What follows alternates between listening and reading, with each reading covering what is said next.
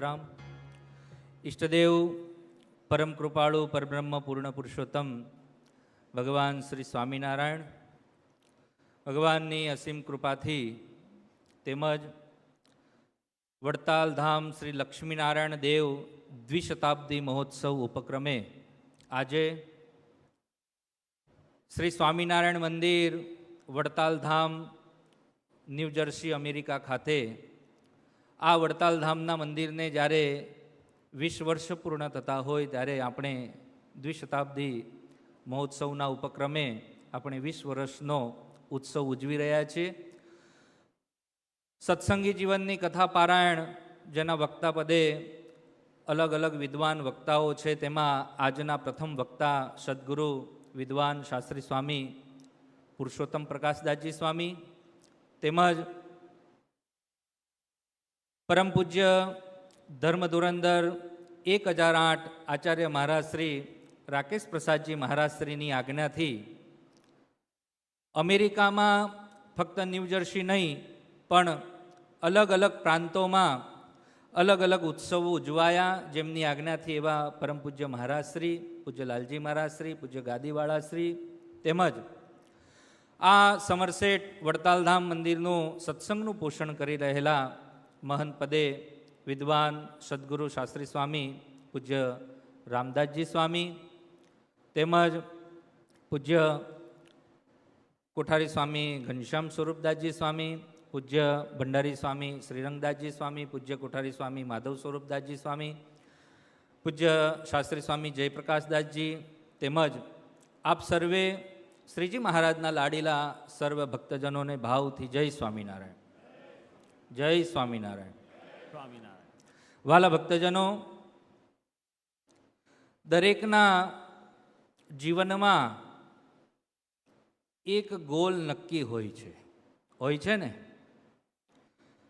જન્મ ગમે ત્યાં થાય પણ કોઈ પણ કાર્યની શરૂઆત થતી હોય ત્યારે આપણે મનની અંદર અલગ અલગ પ્રકારના વિચારો આપણે ઉત્પન્ન થતા હોય છે. ભારતથી અમેરિકામાં આવીએ ત્યારે ભારતમાં સંકલ્પો જુદા હોય, ત્યાં બધું સેટઅપ થઈ ગયેલું હોય એટલે ત્યાં મનમાં એવો વિચાર હોય અમેરિકા જઈ અને બહુ બધા ડોલર કમાઈ આવીને બહુ મોટું ઘર રાખીશ વગેરે વગેરે અલગ અલગ પ્રકારના ગોલ એના મનમાં થતા હોય. અમેરિકામાં આવ્યા પછી અહીંયા સેટઅપ થઈ ગયા પછી એવું વિચાર થાય કે હવે અહીંથી જવું નથી અને અહીંયા ને અહીંયા આપણે સેટ થવું છે. આવો મનમાં અલગ અલગ પ્રકારના બધાના ગોલ હોય છે. પણ મનુષ્ય જન્મ જ્યારે આપણને મળે છે એમાંય પણ આ સત્સંગની અંદર જ્યારે જન્મ ધારણ કરવાનો જ્યારે આપણને મળે છે ત્યારે શ્રીજી મહારાજ અને શ્રીજી મહારાજના મળેલા આપણને સંતો એ આપણને ગોલ નક્કી કરી આપે છે. શ્રીજી મહારાજે એમને પોતાના જીવનનો ગોલ કયો છે? ભગવાન આ પૃથ્વી ઉપર પધારે છે ત્યારે એમના પોતાના જીવનનો ગોલ કયો છે? મહારાજ પોતે પોતાના મુખે કહે છે, હું તો તમ કારણે રે આવ્યો ધામ થકી દરી દેહ. શ્રીજી મહારાજનો ગોલ નક્કી છે. કોની માટે? આપણા માટે. આપણે એટલે કોણ? કે જે આ સંપ્રદાયમાં સત્સંગી થઈને જેણે જન્મ ધારણ કર્યો છે એની માટે શ્રીજી મહારાજનો ગોલ નક્કી છે કે હું તો તમ કારણે રે આવ્યો ધામ થકી દરી દેહ. વાલા ભક્તજનો, આપણે બહુ જ ભાગ્યશાળી છીએ કે ભગવાન પુરુષોત્તમ નારાયણ આ જીવાત્માના કલ્યાણને માટે જ્યારે આ પૃથ્વી ઉપર પધારે છે ત્યારે વચનામૃતમાં સ્વામિનારાયણ ભગવાન એમ કહે છે કે આ જીવનું કલ્યાણ કેમ થાય. વડતાલના વચનામૃતમાં લખે છે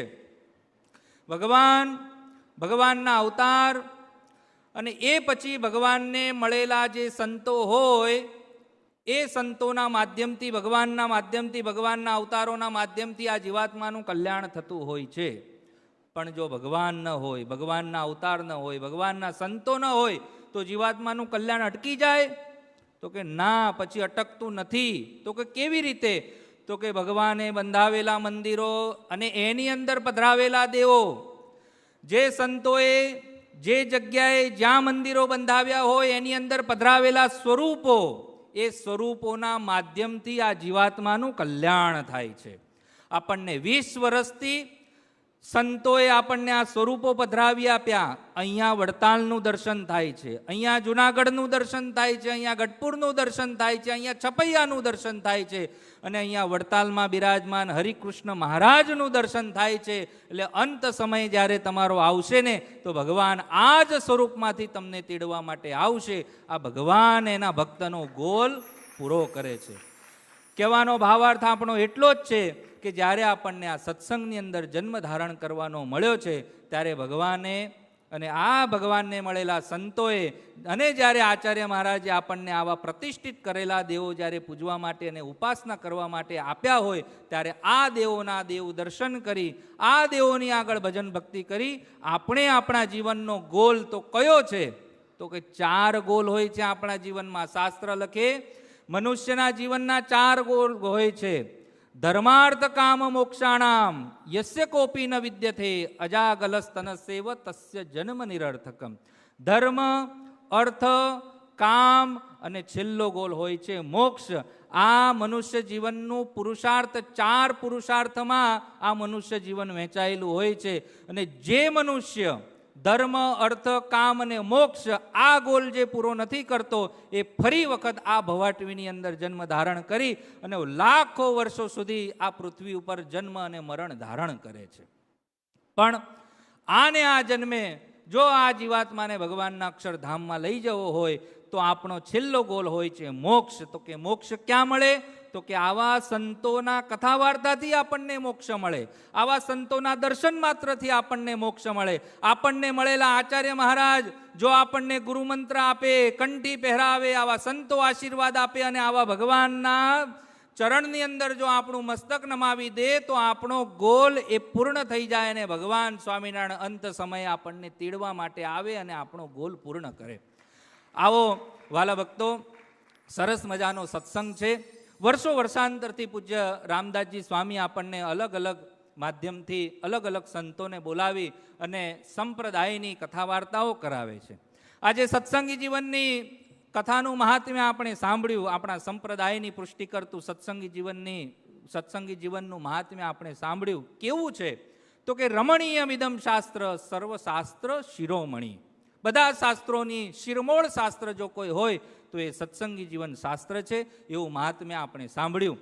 વિશેષ વાત પૂજ્ય સ્વામીએ કરી, સંચાલક સ્વામીએ પણ વાત કરી કે પરમ પૂજ્ય આચાર્ય મહારાજ શ્રી અને આ સર્વે સંતો વડતાલ દક્ષિણ દેશ ગાદીના આચાર્ય મહારાજ શ્રી આપણને લક્ષ્મીનારાયણ દેવના, જ્યાં શ્રીજી મહારાજે પોતે મસ્તક ઉપર ઈંટો ઉપાડી અને જે લક્ષ્મીનારાયણ દેવના મંદિરની અંદર પાયામાં ઈંટોથી બાંધકામ જેમણે કર્યું છે અને સ્વયં શ્રીજી મહારાજે જે મંદિરોની મૂર્તિ પ્રતિષ્ઠાઓ કરી છે એ મંદિરના મૂર્તિઓને આજે જ્યારે લક્ષ્મીનારાયણ દેવને 200 વર્ષ પૂર્ણ થતા હોય ત્યારે આચાર્ય મહારાજ પણ આ સત્સંગમાંથી આપણે જે સત્સંગીઓ છે એમને આમંત્રણ આપવા માટે અહીંયા પધાર્યા છે. વર્ષો વર્ષ તો પધારે જ છે, પણ આ વખતે વિશેષે કરીને કે વડતાલનો સત્સંગ છે એટલે તમે બધા જ લક્ષ્મીનારાયણ દેવના જ્યારે 200 વર્ષ પૂર્વે પ્રતિષ્ઠા થઈ ત્યારે તો આપણે કંઈ દર્શન કર્યા નહીં હોય, પણ આજે સ્વયં સાક્ષાત ધર્મવંશી આચાર્ય મહારાજ શ્રી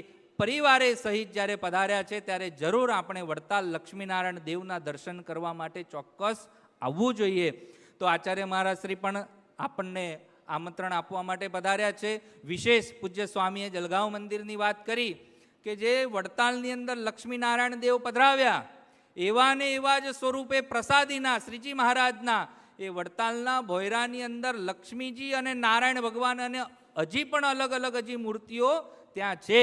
અને પીપી સ્વામી જ્યારે કરોડોના ખર્ચે સરસ મજાનું લાલ પથ્થરનું એ મંદિર એમણે બાંધ્યું ત્યારે રાજી થઈ પૂજ્ય આચાર્ય મહારાજશ્રીના આજ્ઞાથી વડતાલ મેનેજિંગ ટ્રસ્ટી બોર્ડે એ પ્રસાદીના લક્ષ્મીનારાયણ દેવ ત્યાં જલગાંવ મંદિરની અંદર પધરાવવા માટે જ્યારે એમને આપ્યા છે ત્યારે લક્ષ્મીનારાયણ દેવના આપણને દર્શન થશે.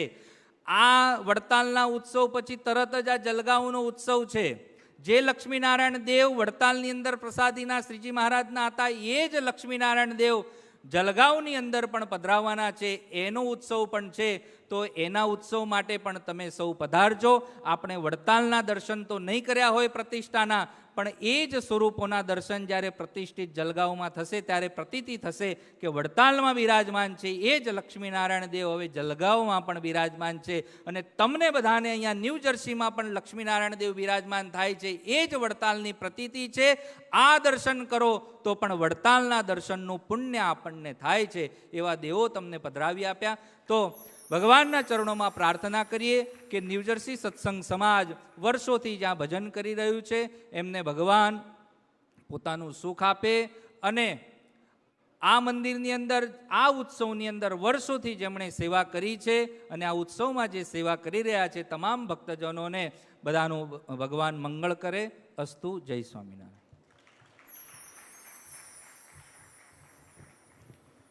પૂજ્ય સ્વામીએ ખૂબ સરસ મહારાજના મહિમાની વાત કરી કે જીવે હંમેશા ભગવાનની મૂર્તિનું બળ રાખવું જોઈએ. કારણ કે મહારાજની મૂર્તિમાં જે દિવ્ય આનંદ છે ત્યાં જગતની અંદર ક્યાંય છે નહીં. એટલે સામાન્ય માણસે આ મનુષ્ય જીવે